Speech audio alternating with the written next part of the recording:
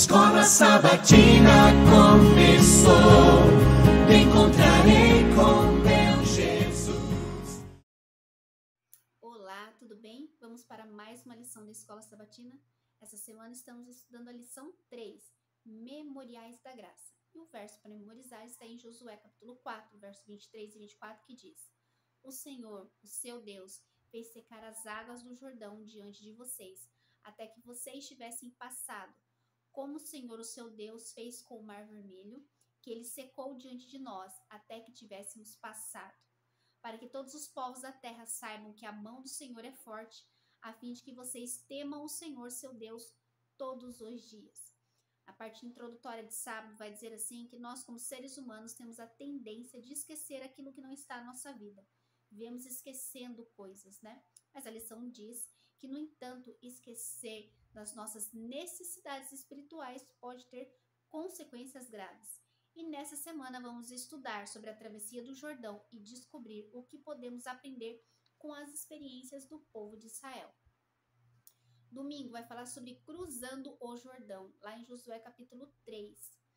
Esta é a primeira vez que a Arca da Aliança é mencionada no livro de Josué. Até então, a arca havia aparecido no contexto do santuário, na jornada de Israel no Monte Sinai e na tentativa mal sucedida de conquistar Canaã.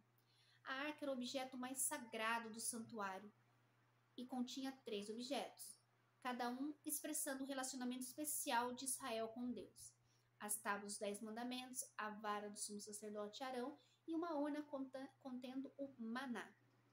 A arca e os preparativos para atravessar o Jordão lembraram os israelitas de que eles não estavam entrando em Canaã de maneira e no tempo que eles desejavam.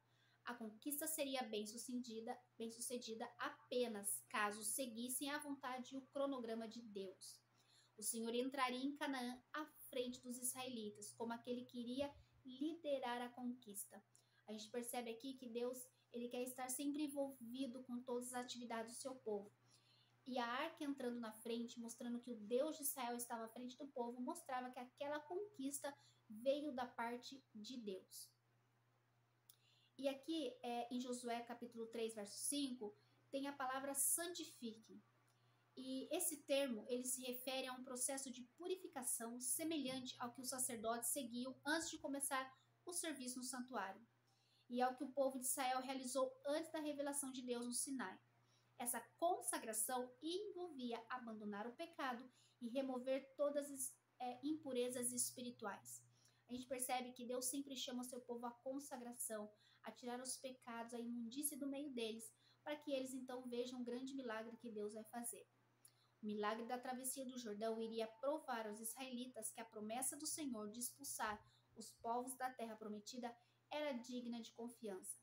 Se Deus era capaz de garantir a passagem seca pelo Jordão, também poderia conceder aquele território a eles. Então Deus mesmo se coloca à prova do seu povo, mostrando que ele é capaz de dar a terra prometida, de secar o Jordão para eles caminharem. Deus faria tudo pelo seu povo, mas o seu povo também precisava se consagrar, crer e se colocar na mão de Deus. Segunda, o Deus das maravilhas, está lá em Josué capítulo 3, a partir do verso 6. A travessia do Jordão é descrita em Josué 3,5 pela palavra hebraica Nihaot, que significa maravilhas, milagres, que geralmente se refere aos atos poderosos e sobrenaturais de Deus, e mostram que ele está acima de todas as criaturas. Algumas dessas maravilhas foram, por exemplo, as pragas do Egito, a travessia do Mar Vermelho e a direção de Deus no deserto. Em contraste com os deuses das outras nações, que não podem salvar, o Deus da Bíblia é um Deus vivo, ativo, e aqueles que o seguem podem confiar que ele intervirá em seu favor. Então aqui está mostrando, né, como Deus intervém para ajudar o povo de Israel. Os deuses pagãos, eles deixavam ali então as pessoas sofrendo os males, mas Deus não. Deus é um Deus vivo, um Deus próximo, um Deus ativo, um Deus que está ali diariamente com o seu povo, mostrando através de seus sinais, prodígios e maravilhas que ele é todo poderoso e caminha com o povo de Israel. Terça, lembrem-se, e aqui a gente está falando de Josué capítulo 4. O propósito daquelas pedras era se tornar um sinal. Aqui estamos falando de Josué 4,6.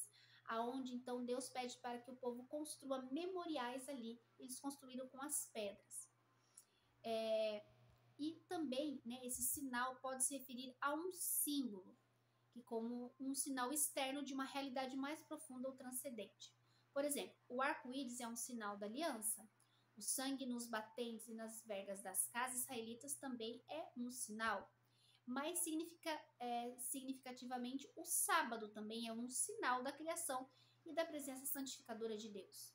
Em Josué 4, o sinal é um memorial, lembrando cada geração posterior do milagre da travessia. E o termo traduzido como memorial, ele vem da palavra que significa lembrar, o que indica mais do que um ato passivo de recordação, mas significa praticar a ação correspondente. Então, lembrar não era só ali recordar, mas praticar a ação. Em vez de repetir os milagres, Deus estabeleceu monumentos que trariam à memória seus grandes atos e desencadeariam respostas significativas. O sinal estaria lá por muito tempo, levando o povo a manter esse milagre do Senhor em sua memória coletiva para sempre, passando ali então de geração em geração. A pergunta que seria feita pelas gerações futuras é bastante significativa, porque é formulada de forma pessoal. O que significam essas pedras para vocês? Josué 4:6. Cada nova geração deveria internalizar e entender o significado dessas pedras para si pessoalmente. A fé em um Deus que faz milagres pode ser mantida viva somente se cada geração redescobrir o significado desses atos poderosos. No fim, precisamos desenvolver pessoalmente uma fé alicerçada na Bíblia. Ninguém, especialmente nossos antepassados, pode crer por nós. Então essas pedras, esse memorial, era um símbolo, era um sinal da manifestação gloriosa do Senhor, dos milagres que Deus fez. E quando as gerações vissem esse memorial, era para que elas recordassem, mas também que elas tivessem uma fé pessoal, para que elas pudessem criar um relacionamento com Deus. Nós não podemos viver daquilo que os nossos antepassados viveram, das situações que eles passaram, mas nós precisamos criar os nossos próprios testemunhos, relacionamentos com Deus. Então, o memorial serve sim para recordar, para criar ali uma ligação, uma conexão com Deus, mas nós precisamos estabelecer os nossos próprios testemunhos com o Senhor, a nossa vivência com Deus. Quarta vai falar de esquecimento. Observe a mudança em Josué 4:23. Segundo Josué, as águas do Jordão secariam diante de vocês, isto é, diante de todos os israelitas que estavam ali. Por outro lado, ele diz que o Mar Vermelho se secou diante de nós, que eram aqueles que estavam presentes desde a primeira geração e que tinham vivenciado o Êxodo. Os dois eventos vividos por duas gerações diferentes tinham um significado semelhante, o que permitiu à segunda geração, por meio do testemunho de seus pais, redescobrir o mesmo significado da travessia do Jordão. Então, aquela nova geração, ela não viu ali o Mar Vermelho se abrir, mas eles passaram a seco no Rio Jordão. Então, eles reviveram, né, a mesma situação, vamos dizer assim, que os seus antepassados, mas eles tiveram as suas próprias experiências. Geralmente, consideramos o esquecimento uma característica normal de todos os seres humanos.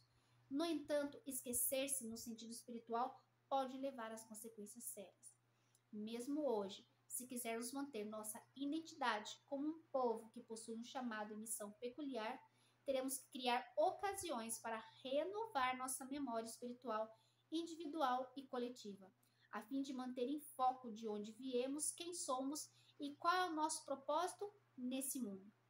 Então, isso fala de vivências pessoais. Nós podemos ter ali histórias dos nossos antepassados, mas precisamos criar nossas próprias memórias, precisamos criar nossas próprias histórias de relacionamento com Deus.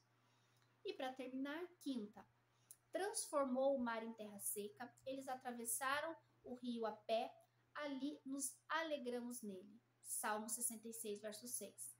Tanto a travessia do Mar Vermelho quanto a do Jordão marcam uma nova era na história bíblica, que ambas possuem um significado muito importante. E a gente vai ver aqui que o livro de Salmos, né, muitas vezes trata desse momento da travessia do Mar Vermelho e também ali do Rio Jordão. Ambos os eventos contribuíram para uma mudança na condição de Israel. O primeiro, da escravidão para a liberdade, e o segundo, da ausência de uma terra fixa para a formação de uma nação estabelecida. O ministério terrestre de Jesus, como representante de Israel, segue o padrão da história do antigo Israel. Jesus passou pelas experiências do Mar Vermelho e do Jordão. Ele foi chamado para fora do Egito após o decreto de morte. Passou 40 dias no deserto, semelhante aos 40 anos do antigo Israel. E como transição de sua vida privada para seu ministério público, ele foi batizado no Jordão. Muito interessante, né? Essas experiências que Jesus teve ali, relembrando também a que Israel teve. Então nós podemos ver na história de hoje como esses memoriais, eles relembram, eles recontam a história de um povo que foi agraciado, que recebeu os milagres do Senhor. Mas mostra que nós, a nossa geração, também precisa viver esses milagres, esses relacionamentos, esses testemunhos com o Senhor. Precisamos escrever a nossa própria história com Deus. É importante rever no passado para criar em nós ali um elo, uma conexão. Mas nós precisamos viver daquilo que Deus ele quer viver conosco de maneira pessoal e particular. Amém? Vamos orar? Senhor amado Deus, querido e santo Pai, louvado e santificado seja o teu nome. Obrigado, Senhor, pela tua presença, pela tua bondade e misericórdia. Obrigado, Senhor, porque ao longo da história o Senhor deixou memoriais, marcas registradas de que o Senhor foi com o teu povo em cada situação de suas vidas. Mas também o Senhor nos convida a ter um relacionamento pessoal, ter as nossas próprias experiências com o Senhor. E que nós não venhamos a esquecer essas experiências espirituais que são tão importantes para a nossa caminhada cristã. Nos ajude, Senhor, a cada dia mais possuir outras e cada vez mais experiências contigo. É o que nós te pedimos e já te agradecemos em nome de Jesus. Amém? Que Deus possa permitir que eu e você tenhamos experiências reais com Ele, para que isso nos fortaleça e para que possamos prosseguir firmes na fé. Amém? Deus te abençoe, continue estudando a lição e até a próxima semana, se Deus quiser.